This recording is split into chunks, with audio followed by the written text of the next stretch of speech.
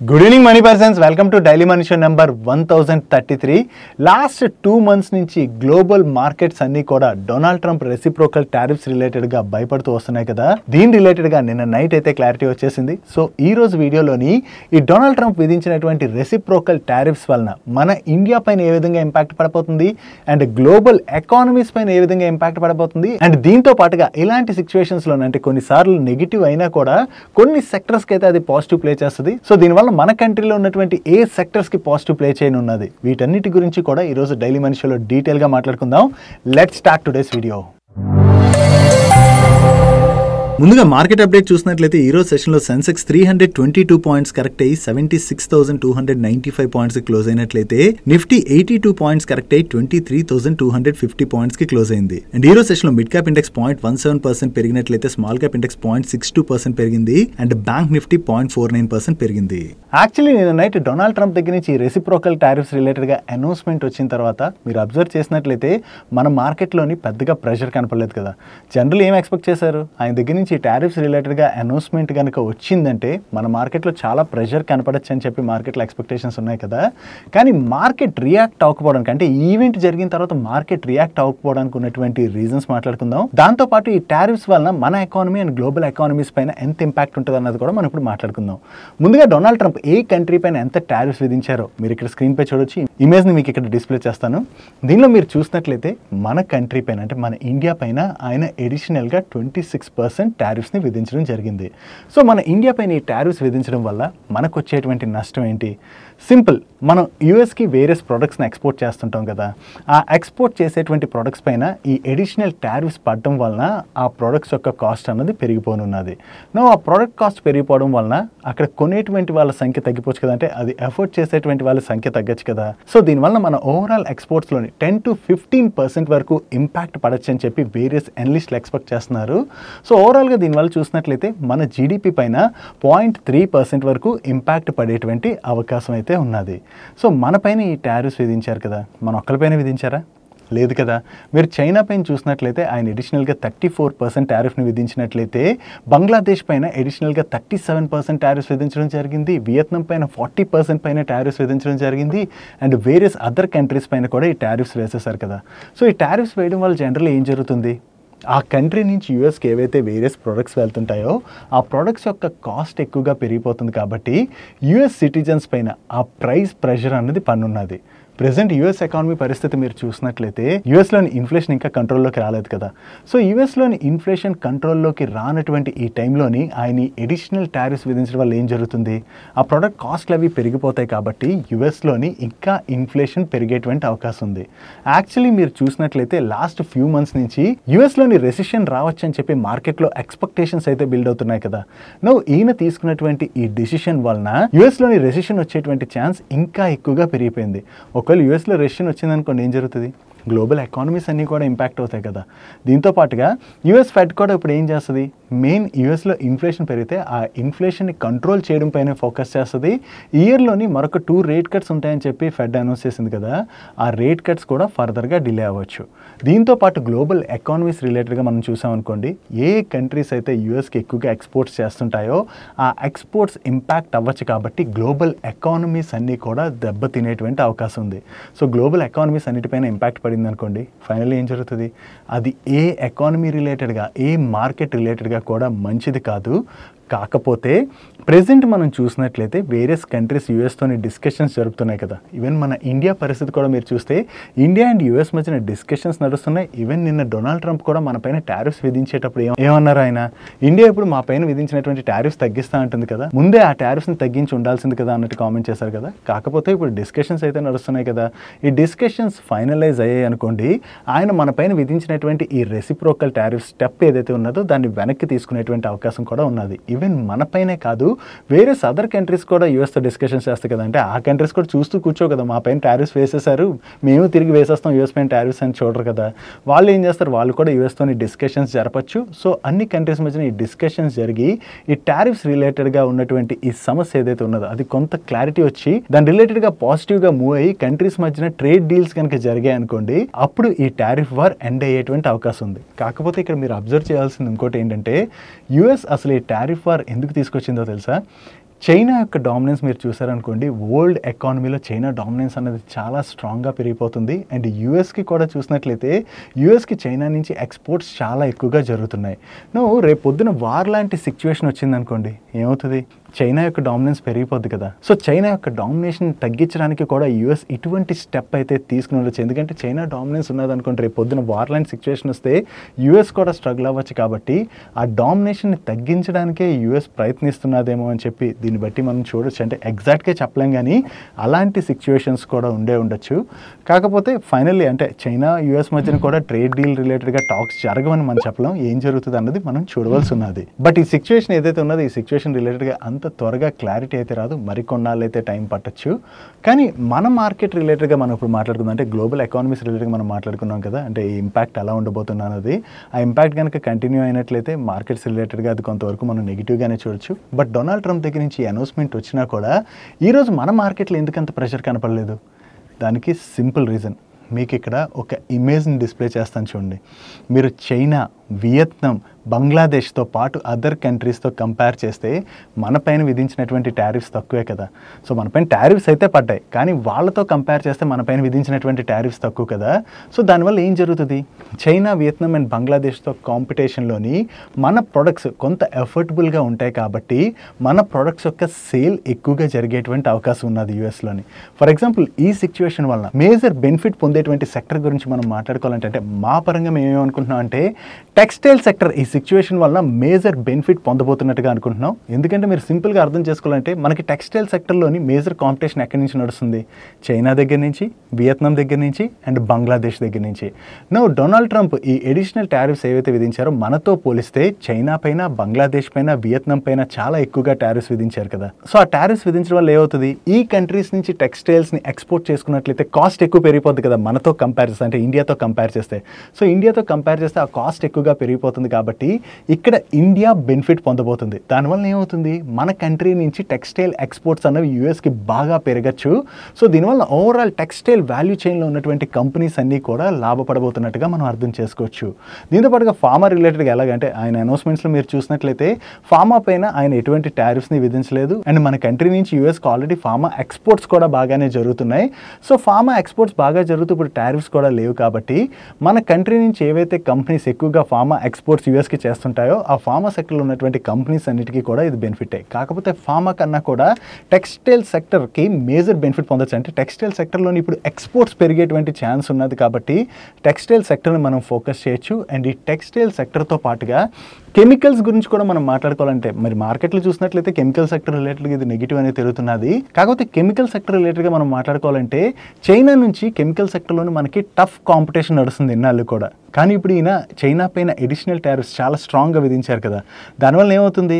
చైనాతోని మనకున్నటువంటి ఆ price competition అన్నది తగ్గుతుంది. కాబట్టి ఇక్కడ చైనా యొక్క డామినెన్స్ తగ్గి మన ఇండియా డామినేషన్ అన్నది పెరుగుతుంది. దానివల్ల మన కెమికల్ కంపెనీస్ కూడా లాభపడేటువంటి అవకాశం ఉన్నది. సో టెక్స్టైల్, కెమికల్, ఫార్మాతో పాటుగా రిమైనింగ్ సెక్టర్స్లో కూడా మీరు ఇక్కడ ఇమేజ్లో చూడొచ్చు. ఈ సెక్టర్స్లో కూడా ఈ రిమైనింగ్ కంట్రీస్తో కంపేర్ చేస్తే మన పైన పడినటువంటి టారిఫ్స్ తక్కువగా ఉన్నాయి. కాబట్టి ఇక్కడ మన ఇండియా అడిషనల్ బెనిఫిట్ పొందేటువంటి అవకాశం అయితే ఉన్నది. సో మనకి లభిస్తున్నటువంటి ఈ అడిషనల్ బెనిఫిట్ ఏదైతే ఉన్నదో దానివల్లనే ఈరోజు సెషన్లో మన మార్కెట్లోని అంత ప్రెషర్ కనపడలేదు. అండ్ వీటితో పాటుగా మనం పాజిటివ్ మాట్లాడుకోవాలంటే ఈ క్లాస్ 8 ట్రక్స్ ఉంటాయి కదా, ఆ క్లాస్ 8 ట్రక్స్ పైన కూడా ఈయన ఎటువంటి టారిఫ్స్ విధించలేదు. కాబట్టి ఇది భారత్ ఫోర్జ్ వాళ్ళ రిలేటెడ్గా మనం పాజిటివ్గా చూడొచ్చు. కాకపోతే auto companies and auto spare parts ఉంటాయి కదా, వీటిపైన ప్రీవియస్గా ఏవైతే టారిఫ్స్ని విధించారో ఆ టారిఫ్స్ అయితే కంటిన్యూ అవుతాయి. కాబట్టి ఆటో సెక్టర్లో ఉండేటువంటి కంపెనీస్ రిలేటెడ్గా ఇది కొంత నెగిటివ్ కానుంది. మెయిన్లీ టాటా మోటార్స్ గురించి మనం మాట్లాడుకుంటే టాటా మోటార్స్ వాళ్ళు వాళ్ళ జేఎల్ఆర్ సేల్స్ యూఎస్లో చేస్తుంటారు కదా. సో ఈ కాస్ట్ పెరిగిపోవడం వల్ల వీళ్ళ జేఎల్ఆర్ సేల్స్ కనుక ఇంపాక్ట్ అయ్యాయి అనుకోండి, ఇది టాటా మోటార్స్కి నెగిటివ్ కానుంది. వీళ్ళతో పాటు సోనా కామ్స్టర్ లాంటి కంపెనీకి కూడా ఇది నెగిటివ్ అవుతుంది. అండ్ సమర్థన్ మదర్సన్ ఇంటర్నేషనల్ ఉన్నది కదా, వీళ్ళకైతే యూఎస్లో ప్లాంట్స్ ఉన్నాయి కాబట్టి దాని నుంచి వీళ్ళు తప్పించుకునేటువంటి అవకాశం ఉన్నది. అండ్ ఆటో సెక్టర్ తర్వాత మెయిన్ నెగిటివ్ అయ్యేటువంటి ఇంకో సెక్టర్ మనం మాట్లాడుకోవాలంటే సోలార్ సెక్టర్ రిలేటెడ్గా మనం నెగిటివ్గా చూడొచ్చు. ఎందుకంటే సోలార్ ప్యానల్స్ అవి మన కంట్రీలో ఏవైతే మ్యానుఫ్యాక్చర్ యూఎస్కి ఎక్స్పోర్ట్ అవుతుంటాయో వాటిపైన ఇంపాక్ట్ పడేటువంటి అవకాశం అవకాశం ఉంది. అండ్ మన కంట్రీ నుంచి సోలార్ మాడ్యూల్స్ అవి ఎక్కువగా ఎక్స్పోర్ట్ చేసేటువంటి కంపెనీ చూసినట్లయితే వారి ఎనర్జీస్ వాళ్ళు ఎక్కువ ఎక్స్పోర్ట్ చేస్తుంటారు. అంటే వాళ్ళకి మేజర్ కంట్రిబ్యూషన్ యూఎస్ నుంచి ఉన్నది కాబట్టి ఇది వారి ఎనర్జీస్ రిలేటెడ్గా మనం నెగిటివ్గా చూడొచ్చు. వీటితో పాటు అదర్ సెక్టర్స్ రిలేటెడ్గా కూడా ఇది కొంత నెగిటివ్ ప్లే చేసేటువంటి అవకాశం ఉన్నది. అండ్ స్టాక్ మార్కెట్ పక్కన పెట్టి ఒకవేళ గ్లోబల్ ఎకానమీస్ పైన దీని యొక్క ఇంపాక్ట్ పడింది అనుకోండి, ఏం జరుగుతుంది? Money safe assets side move అయ్యేటువంటి అవకాశం ఉన్నది కదా. సో దానిలో మనం చూడాలంటే గోల్డ్లోకి ఎక్కువగా మనీ మూవ్ అవచ్చు కాబట్టి ఇప్పుడు క్రియేట్ అవుతున్నటువంటి సిచ్యువేషన్ వలన గోల్డ్ ప్రైస్ కూడా ఫర్దర్గా పెరిగేటువంటి అవకాశాలు అయితే ఉన్నాయి. సో మీలో ఎవరైనా గోల్డ్ రిలేటెడ్గా ఫుల్ ఫ్లెజ్డ్ డీటెయిల్స్ తెలుసుకోవాలనుకున్నట్లయితే ఆల్రెడీ 2 వీక్స్ బిఫోరే మన ఛానల్లోని గోల్డ్ రిలేటెడ్గా ఒక ఫుల్ ఫ్లెజ్డ్ అనాలిసిస్తోని వీడియోని రికార్డ్ చేసి రిలీజ్ చేసాం. ఆ వీడియో అయితే మీకు ఎండ్ కార్డ్లో అవైలబుల్గా ఉంటుందో ఒకసారి ఆ వీడియోని చూడడం మర్చిపోకండి. ఇప్పటి వరకు టారిఫ్ వార్ రిలేటెడ్గా మన మార్కెట్లో ఏవైతే టెన్షన్స్ ఉన్నాయో ఈ అనౌన్స్మెంట్తోనే అవి కొంతవరకు తగ్గినట్లే. ఇప్పుడు ఈ ఎడిషనల్ టారిఫ్స్ మన పైన పడినా కూడా స్టిల్ మన ఇండియన్ గవర్నమెంట్ అయితే యుఎస్తోని డిస్కషన్స్ జరుపుతుంది కదా ట్రేడ్ డీల్ రిలేటెడ్గా. ఇప్పుడే ఫైనలైజ్ అవ్వకపోవచ్చు, మరికొన్నాళ్ళలోనే ఆ ట్రేడ్ డీల్ అయితే ఫైనలైజ్ అయ్యేటువంటి అవకాశం ఉన్నది. ఒకవేళ రిమైనింగ్ కంట్రీస్ కన్నా కూడా ఈ ట్రేడ్ డీల్ మనతో యుఎస్కి ముందుగానే జరిగిపోయింది అనుకోండి, మన కంట్రీ దీనివల్ల మేజర్ బెనిఫిట్ పొందేటువంటి అవకాశం ఉన్నది. అండ్ వీటితో పాటు మన ఎకానమీ రిలేటెడ్గా కూడా మనం మాట్లాడుకోవాలి కదా. ఓన్లీ యుఎస్ ఎక్స్పోర్ట్స్ మీదే మనం డిపెండ్ అయ్యలేము కదా, మన ఎకానమీ కూడా ప్రెజెంట్ స్ట్రాంగ్గానే ఉన్నది కదా. సింపుల్ థింగ్ మనం మాట్లాడుకోవాలంటే రీసెంట్ బడ్జెట్ అనౌన్స్మెంట్లోని న్యూ ట్యాక్స్ రెజిమ్లో ఏదైతే ఎడిషనల్ బెనిఫిట్ గవర్నమెంట్ అనౌన్స్ చేసింది, అంటే 12 lakhs వరకు కూడా ఎటువంటి ట్యాక్స్ పడదని గవర్నమెంట్ నుంచి అనౌన్స్మెంట్ వచ్చింది కదా. సో ఈ అనౌన్స్మెంట్ రావడం వల్ల ఏం జరుగుతుంది, ఇప్పుడు మన కంట్రీలో అంటే ఈ న్యూ ఫైనాన్షియల్ ఇయర్లోకి మనం ఎంటర్ అయిపోయాం కదా, దీనివల్ల మన కంట్రీలోని కన్జంప్షన్ స్ట్రాంగ్గా బిల్డ్ అయ్యేటువంటి అవకాశం ఉన్నది. దీంతో పాటు మన కంట్రీలోని గవర్నమెంట్ క్యాపెక్స్ కూడా స్ట్రాంగ్గానే జరుగుతున్నది. ఇంకా ప్రైవేట్ క్యాపెక్స్లోని కొంతవరకు స్లో డౌన్ కనబడుతున్నది. కానీ వన్స్ ఈ ప్రైవేట్ క్యాపెక్స్ కూడా బిల్డ్ అయింది అనుకోండి మన కంట్రీలోని, మన ఎకానమీకి అవి స్ట్రాంగ్ పాయింట్స్ కానున్నాయి. అండ్ అంతేకాకుండా ఆర్బీఐ సిచ్యువేషన్ కూడా మనం చూసాం అనుకోండి, రీసెంట్గా ఆర్బీఐ ఏం చేస్తుంది, మన ఎకానమీలోకి కంటిన్యూస్గా లిక్విడిటీని పంప్ చేస్తుంది కదా. సో ఇది మన ఎకానమీ రిలేటెడ్గా పాజిటివ్. దీంతో పాటుగా ఆర్బీఐ రేట్ కట్స్ కూడా చేస్తుంది కదా. ఎలాగా ఈ మంత్లోనే అంటే 10th లోపే ఆర్బీఐ ఎంపీసీ మీటింగ్ కూడా ఉన్నది. ఈసారి కూడా ఆర్బీఐ రేట్ కట్ చేయొచ్చు అని చెప్పి మార్కెట్లో ఎక్స్పెక్టేషన్స్ అయితే నడుస్తున్నాయి. సో ఆర్బీఐ దగ్గర నుంచి ఈసారి కూడా రేట్ కట్ రిలేటెడ్ అనౌన్స్మెంట్ వచ్చింది అనుకోండి, అది కూడా మార్కెట్ రిలేటెడ్గా మనం పాజిటివ్గా చూడొచ్చు. వీటితో పాటు సెబీ కూడా రీసెంట్గా ఒక ఇంపార్టెంట్ చేంజ్ తీసుకొచ్చింది. అదే ఎఫ్పిఐ డిస్క్లోజర్ నార్మ్స్ ఏవైతే ఉన్నాయో ఆ నార్మ్స్ని కొంతవరకు సెబీ ఈజ్ చేసింది కదా. ఎఫ్పిఐ డిస్క్లోజర్ నార్మ్స్ కూడా ఈజ్ అయ్యాయి కాబట్టి మోర్ ఎఫ్పిఐ ఫ్లోస్ మన కంట్రీలోకి వచ్చేటువంటి అవకాశాలు ఉన్నాయి. సో ఇప్పుడు పడుతున్నటువంటి స్టెప్స్ ఏవైతే ఉన్నాయో ఇవి మన ఎకానమీ రిలేటెడ్గా పాజిటివ్ ట్రిగర్ ప్లే చేసేటువంటి అవకాశం ఉన్నది. వీటితో పాటుగా ఇప్పుడు Q4 నెంబర్స్ ఎలాగా వస్తాయి కదా కంపెనీస్వి. సో ఈ Q4 నెంబర్స్ కొంత బెటర్గా వచ్చాయనుకోండి, అంటే మార్కెట్ ఎక్స్పెక్ట్ చేసిన విధంగా వచ్చినా లేదా Q2 Q3 నెంబర్స్ కన్నా కూడా ఈసారి Q4 నెంబర్స్లో కొంత రికవరీ కనపడింది అనుకోండి, అది కూడా మార్కెట్కి పాజిటివ్ ప్లే చేయొచ్చు. సో ఈసారి Q4 నెంబర్స్ ఏవైతే ఉన్నాయో అవి మన మార్కెట్ రిలేటెడ్గా పాజిటివ్. సో Q4 నెంబర్స్ని మనం ట్రాక్ చేయాలి. అండ్ మన ఎకానమీ రిలేటెడ్గా ఉన్నటువంటి స్ట్రాంగ్ డేటా పాయింట్స్ని కూడా మనం డిస్కస్ చేసుకున్నాం కదా.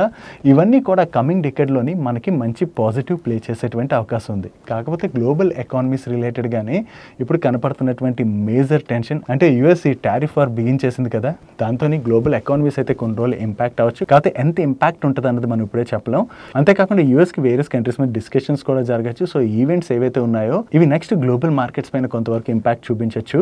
సో ఈవెంట్స్ని మనం క్లియర్గా ట్రాక్ చేసుకుంటూ వెళ్తూ ఇప్పుడు మనం మాట్లాడుకున్నటువంటి సెక్టర్స్ ఉన్నాయి కదా, ఈ సెక్టర్స్లోని క్వాలిటీ కంపెనీస్ని పిక్ చేసుకుని ఇన్వెస్ట్మెంట్స్ కంటిన్యూ చేసుకోగలిసినట్లయితే లాంగ్ టర్మ్లోని మనకి మంచి వెల్తే జనరేట్ అయ్యేటువంటి అవకాశం ఉన్నది. ఈవెన్ మ్యూచువల్ ఫండ్ ఇన్వెస్టర్స్ ఎవరైతే ఉంటారో వాళ్ళు కూడా వాళ్ళు ఏవైతే సిప్స్ చేస్తున్నారో ఆ సిప్స్ని కంటిన్యూ చేసుకున్నారనుకోండి, లాంగ్ టర్మ్లోని మన మార్కెట్స్ అయితే మంచి వెల్త్ని జనరేట్ చేస్తాయి. ఈరోజు సెకండ్ హాఫ్లోని ministry of commerce and industry వాళ్ళ దగ్గర నుంచి ఈ డొనాల్డ్ ట్రంప్ విధించినటువంటి టారిఫ్స్ రిలేటెడ్ గా ఒక క్లారిఫికేషన్ అయితే రిలీజ్ చేశారు. వీళ్ళు ఏమంటున్నారంటే ఆల్ స్టేక్ హోల్డర్స్ అదే ఇండియన్ ఇండస్ట్రీ అండ్ ఎక్స్పోర్టర్స్ తోని ఈ డొనాల్డ్ ట్రంప్ విధించినటువంటి టారిఫ్స్ యొక్క ఇంపాక్ట్ ఏ విధంగా ఉంటుందని చెప్పి డిస్కషన్స్ అయితే చేస్తున్నట్లుగా, అండ్ అంతేకాకుండా యుఎస్ తోని ట్రేడ్ డీల్ రిలేటెడ్ గా ఆల్రెడీ డిస్కషన్స్ అయితే నడుస్తున్నాయని, అండ్ ట్రంప్ అడ్మినిస్ట్రేషన్ తోని already issues related Indian government touch లో ఉన్నదని, కమింగ్ డేస్ లోని వీటన్నిటి రిలేటెడ్ గా ట్రంప్ అడ్మినిస్ట్రేషన్ తో డిస్కషన్స్ జరపబోతున్నట్టుగా కూడా ఒక క్లారిఫికేషన్ ని రిలీజ్ చేయడం జరిగింది. So already India and US మధ్య ట్రేడ్ టాక్స్ నడుస్తున్నాయని మనకు ఐడియా ఉన్నది కదా. చూడాలి ఎంత త్వరగా దీన్ని ఒక కొలికి తీసుకొస్తారన్నది. బట్ రిమైనింగ్ కంట్రీస్ లైక్ చైనాతో పాటుగా కొన్ని అదర్ కంట్రీస్ మాత్రం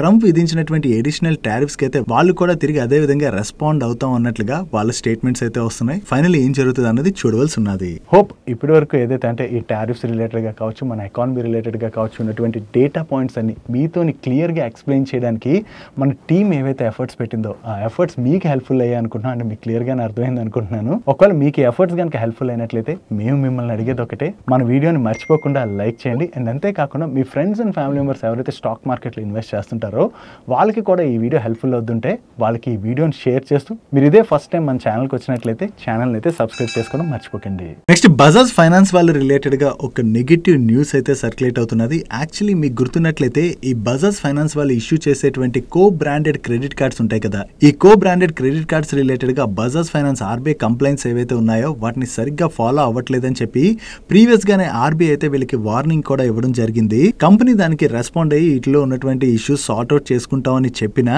ఈ గ్యాప్స్ అయితే స్టిల్ కంపెనీ అయితే సార్ట్ అవుట్ చేయలేదని, ఈ కో బ్రాండెడ్ క్రెడిట్ కార్డ్స్ లోని కంపెనీ యొక్క రోల్ చాలా లిమిటెడ్ గా ఉంటుందని చెప్పి బజాజ్ ఫైనాన్స్ వాళ్ళు క్లెయిమ్ చేస్తున్నా కూడా సెన్సిటివ్ కస్టమర్ డేటాను అయితే బజాజ్ ఫైనాన్స్ వాళ్ళు యాక్సెస్ చేయగలుగుతున్నారని, సో ఆర్బీఐ వీళ్ళని co branded credit cards related గా ఉన్నటువంటి గ్యాప్స్ ని ఫుల్ఫిల్ చేయమని చెప్పినా కూడా వీళ్ళు స్టిల్ దాని రిలేటెడ్ గా కరెక్టివ్ మెజర్స్ తీసుకోలేదని చెప్పి బజాజ్ ఫైనాన్స్ కి ఆర్బీఐ దగ్గర నుంచి లెటర్ రిసీవ్ చేసుకున్నట్లుగా సిఎన్బిసి వాళ్ళు వాళ్ళ సోర్సెస్ ద్వారా తెలిసినటువంటి ఇన్ఫర్మేషన్ అయితే షేర్ చేస్తున్నారు. ఒకవేళ ఆర్బీఐ చెప్తున్నట్టుగా బజాజ్ ఫైనాన్స్ కనుక ఈ co branded credit cards related గా ఆర్బీఐ కంప్లైన్సెస్ ని సరిగ్గా ఫాలో అవ్వలేదనుకోండి, ఫ్యూచర్ లో ఆర్బీఐ వీళ్ళపైన స్ట్రిక్ట్ యాక్షన్స్ కూడా తీసుకునేటువంటి అవకాశం అయితే ఉన్నది. నెక్స్ట్ ఓలా ఎలక్ట్రిక్ వాళ్ళ దగ్గర నుంచి ఈ రోజు ఒక ఇంట్రెస్టింగ్ అనౌన్స్మెంట్ అయితే వచ్చింది. ఈ ఓలా ఎలక్ట్రిక్ వాళ్ళు హైపర్ డెలివరీ మోడ్ ని లాంచ్ చేసినట్టుగా అనౌన్స్ చేశారు. దీనిలో భాగంగా ఎవరైతే ఓలా ఎలక్ట్రిక్ వెహికల్స్ ని కొంటారో వాళ్ళకి same day registration and delivery కూడా అయ్యేలాగా వీళ్ళు చేస్తామని, ఈ ప్రాసెస్ ని ఇనిషియల్ గా బెంగళూరులో స్టార్ట్ చేసినట్టుగా, ఈ క్వార్టర్ లోని ఇండియాలో ఉన్నటువంటి వేరియస్ పార్ట్స్ కి కూడా ఈ ప్రాసెస్ ని ఎక్స్పాండ్ చేయబోతున్నట్టుగా వీళ్ళు అనౌన్స్ చేయడం జరిగింది. దీనికోసం అయితే వీళ్ళు ఏఐని ఇంప్లిమెంట్ చేసి రిజిస్ట్రేషన్ ప్రాసెస్ మొత్తాన్ని ఆటోమేట్ చేసి మిడిల్ మ్యాన్ అయితే తీసివేసినట్లుగా, దీని ద్వారా రిజిస్ట్రేషన్ ప్రాసెస్ చాలా ఈజీగా అయిపోద్ది అండ్ సేమ్ డే డెలివరీ కూడా చేయబోతున్నట్టుగా వీళ్ళు షేర్ చేస్తున్నారు. సో ఈ సేమ్ డే డెలివరీ అంటే కొనగానే బైక్ డెలివరీ వచ్చేస్తుందంటే చాలా మంది దాని రిలేటెడ్ గా ఇంట్రెస్ట్ చూపించవచ్చు కదా, సో అటువంటి కస్టమర్స్ ని కూడా అట్రాక్ట్ చేసేందుకు గాను వీళ్ళు ఈ ప్రాసెస్ ని తీసుకొచ్చినట్టుగా మనం అర్థం చేసుకోవచ్చు. నెక్స్ట్ గ్లాండ్ ఫార్మా వల్ల ఎసిటామినోఫెన్ ఇంజెక్షన్ కి యుఎస్ ఎఫ్డీఏ దగ్గర నుంచి అప్రూవల్ వచ్చింది. ఈ ఇంజెక్షన్ ని adult and 2 years above paediatric patients కి వచ్చేటువంటి mild and moderate pain treatment లో భాగంగా యూజ్ చేస్తారని, అండ్ యుఎస్ లోని లాస్ట్ 12 months లోని వీటి యొక్క సేల్స్ $55 million గా వీళ్ళు షేర్ చేస్తున్నారు. సో ఈ న్యూ ప్రొడక్ట్ కి యుఎస్ ఎఫ్డీఏ దగ్గర నుంచి అప్రూవల్ వచ్చింది కాబట్టి యుఎస్ లో ఈ ప్రొడక్ట్ రిలేటెడ్ గా ఉన్నటువంటి ఆపర్చునిటీని వీళ్ళు క్యాటర్ చేసేటువంటి అవకాశం ఉన్నది. ఇది గ్లాండ్ ఫార్మా వాళ్ళ రిలేటెడ్ గా మనం పాజిటివ్ గా చూడొచ్చు. నెక్స్ట్ డాబర్ వాళ్ళు వాళ్ళ Q4 బిజినెస్ అప్డేట్ అయితే రిలీజ్ చేశారు. ఈ Q4 లోని వీళ్ళు కొంత వీక్ బిజినెస్ అప్డేట్ ని రిలీజ్ చేసినట్టుగా మనం అర్థం చేసుకోవచ్చు. అర్బన్ మార్కెట్స్ తో కంపేర్ చేస్తే రూరల్ మార్కెట్ లోని డిమాండ్ కొంచెం బెటర్ గా ఉన్నదని, అండ్ అంతేకాకుండా జనరల్ ట్రేడ్ లో అయితే ప్రెషర్ కంటిన్యూ అవుతున్నట్లుగా, అండ్ ఈ క్వార్టర్ లోని వీళ్ళ ఎఫ్ఎంసీజీ వాల్యూమ్స్ కూడా కొంత వీక్ గానే ఉండొచ్చు అని చెప్పి వీళ్ళు బిజినెస్ అప్డేట్ ని రిలీజ్ చేయడం జరిగింది. అండ్ అంతేకాకుండా ఈ క్వార్టర్ లోని ఇన్ఫ్లేషన్ ప్రెషర్ కూడా కంటిన్యూ అవడం వలన ఈ క్వార్టర్ ప్రాఫిట్ మార్జిన్స్ కూడా 150 to 175 basis points వరకు కూడా కరెక్ట్ అయ్యేటువంటి అవకాశం ఉన్నట్లుగా వీళ్ళు షేర్ చేస్తున్నారు. ఓవరాల్ గా వీళ్ళు Q4 లోని కొంత వీక్ బిజినెస్ అప్డేట్ ని రిలీజ్ చేయడంతోనే ఈ రోజు సెషన్ లో డాబర్ స్టాక్ లో ప్రెషర్ కనపడింది. నెక్స్ట్ మ్యారికో వాళ్ళు కూడా వాళ్ళ Q4 బిజినెస్ అప్డేట్ ని రిలీజ్ చేశారు. వీళ్ళకి కూడా రూరల్ డిమాండ్ లోని కొంత ఇంప్రూవ్మెంట్ కనపడుతున్నా కూడా అర్బన్ లోని మాస్ అండ్ ప్రీమియం సెగ్మెంట్ లోని మిక్స్డ్ ట్రెండే కంటిన్యూ అవుతున్నట్లుగా, కాకపోతే ఓవరాల్ కన్జంప్షన్ సెంటిమెంట్ అయితే గ్రాడ్యువల్లీ ఇంప్రూవ్మెంట్ అవుతుందని, అండ్ అంతేకాకుండా ఇయర్ లోని నార్మల్ మాన్సూన్ ఉంటుందని చెప్పి ఎక్స్పెక్ట్ చేస్తున్నట్టుగా, దీంతో ఫుడ్ ఇన్ఫ్లేషన్ కంట్రోల్లోనే ఉంటుందని, దీంతో కన్జంప్షన్ సెంటిమెంట్ కూడా ఇంప్రూవ్ అవ్వచ్చు అని చెప్పి వీళ్ళు షేర్ చేస్తున్నారు. అండ్ ఓవరాల్ గా ఫైనాన్షియల్ ఇయర్ 26 లోని వీళ్ళు double digit revenue growth momentum అయితే మెయింటైన్ చేస్తామని ఎక్స్పెక్ట్ చేస్తున్నట్టుగా షేర్ చేయడం జరిగింది. నెక్స్ట్ ఐడిఎఫ్సి ఫస్ట్ బ్యాంక్ వాళ్ళు వాళ్ళ బిజినెస్ అప్డేట్ ని రిలీజ్ చేశారు. లాస్ట్ ఇయర్ తో కంపేర్ చేస్తే ఈ ఇయర్ లోని వీళ్ళ టోటల్ బిజినెస్ లోని 22.7% గ్రోత్ డెలివర్ చేసినట్లయితే, వీళ్ళ లోన్స్ అండ్ అడ్వాన్సెస్ లో ఇయర్ ఆన్ ఇయర్ లో 20.3% గ్రోత్ డెలివర్ చేశారు. అండ్ సీక్వెన్షియల్ బేసిస్ లో కూడా 4.7% గ్రోత్ డెలివర్ చేయడం జరిగింది. అండ్ కస్టమర్ డిపాజిట్స్ లో చూసిన year on year loan quarter loan decent growth deliver చేశారు. అండ్ కాసా డిపాజిట్స్ లోని ఇయర్ ఆన్ ఇయర్ లో 24.8% గ్రోత్ డెలివర్ చేసినట్లయితే సీక్వెన్షియల్ బేసిస్ లో 4.6% గ్రోత్ డెలివర్ చేయడం జరిగింది. బట్ కాసా రేషియోలో మాత్రం స్లైట్ గా డ్రాప్ కనిపిస్తుంది. ఓవరాల్ గా చూసుకుంటే యాజ్ ఆఫ్ నో వీళ్ళు రిలీజ్ చేసిన బిజినెస్ అప్డేట్ ని బట్టి ఈ క్వార్టర్ లో వీళ్ళు డీసెంట్ గ్రోత్ డెలివర్ చేసినట్టుగా మనం అర్థం చేసుకోవచ్చు. ఫుల్ ఫ్లెజ్డ్ నెంబర్స్ వస్తాయి కదా త్వరలోని, ఆ నెంబర్స్ వచ్చినట్లయితే మనకి మరింత క్లారిటీ వచ్చేటువంటి అవకాశం ఉన్నది.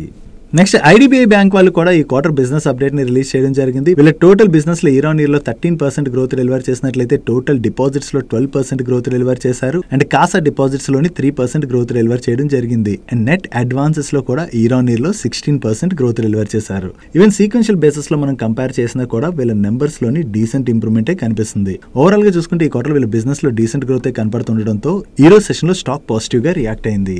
నెక్స్ట్ బ్యాంక్ ఆఫ్ బరోడా వాళ్ళ బిజినెస్ అప్డేట్ కూడా వచ్చింది. ఈ క్వార్టర్ లో వీళ్ళ నెంబర్స్ లో కూడా డీసెంట్ ఇంప్రూవ్మెంటే కనిపిస్తుంది. ఇయర్ ఆన్ ఇయర్ బేసిస్ లో వీళ్ళ గ్లోబల్ బిజినెస్ లోను, గ్లోబల్ డిపాజిట్స్ లోను, డొమెస్టిక్ డిపాజిట్స్ లోను డీసెంట్ గ్రోత్ డెలివర్ చేశారు. అండ్ గ్లోబల్ అడ్వాన్సెస్ లో 12.88% గ్రోత్ డెలివర్ చేసినట్లయితే డొమెస్టిక్ అడ్వాన్సెస్ లోని 13.7% గ్రోత్ డెలివర్ చేయడం జరిగింది. అండ్ డొమెస్టిక్ రీటైల్ అడ్వాన్సెస్ లో 19.38% గ్రోత్ డెలివర్ చేశారు. ఓవరాల్ గా చూసుకుంటే ఈ క్వార్టర్ లోని వీళ్ళ నెంబర్స్ లో కూడా డీసెంట్ ఇంప్రూవ్మెంటే కనిపిస్తుంది. అండ్ వీళ్ళతో పాటు సూర్యోదయ స్మాల్ ఫైనాన్స్ బ్యాంక్ వాళ్ళు కూడా బిజినెస్ అప్డేట్ రిలీజ్ చేయడం జరిగింది. ఓవరాల్ గా చూసుకుంటే ఇయర్ ఆన్ ఇయర్ లో చూసిన క్వార్టర్ ఆన్ క్వార్టర్ లో చూసిన వీళ్ళ గ్రాస్ అడ్వాన్సెస్ లోను, డిస్బర్స్మెంట్స్ లోను, టోటల్ డిపాజిట్స్ లోను, కాసా డిపాజిట్స్ లో కూడా డీసెంట్ గ్రోత్ డెలివర్ చేశారు.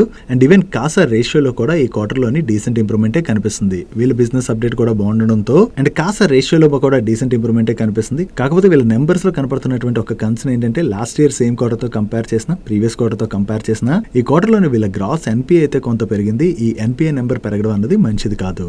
That's it for today's daily money show guys. ఈ రోజు డైలీ మనీ షోలో మేము షేర్ చేసిన ఇన్ఫర్మేషన్ మీకు హెల్ప్ఫుల్ అయినట్లయితే ఈ వీడియోని లైక్ చేయండి. ఈ video me friends and family మెంబర్స్కి హెల్ప్ఫుల్ అవుతుందంటే ఈ వీడియోని వాళ్ళకి షేర్ చేయండి. అండ్ మీరు ఇదే ఫస్ట్ టైం మన మనీ పర్స్ ఛానల్కి వచ్చి ఛానల్ ఇంకా సబ్స్క్రైబ్ చేసుకోలేనట్లయితే ఇక్కడున్న ఛానల్ లోగో మీద క్లిక్ చేసి ఛానల్ సబ్స్క్రైబ్ చేసుకుంటూ పక్కనున్న బెల్ ఐకాన్లోని ఆల్ నోటిఫికేషన్స్ యాక్టివేట్ చేసుకోండి.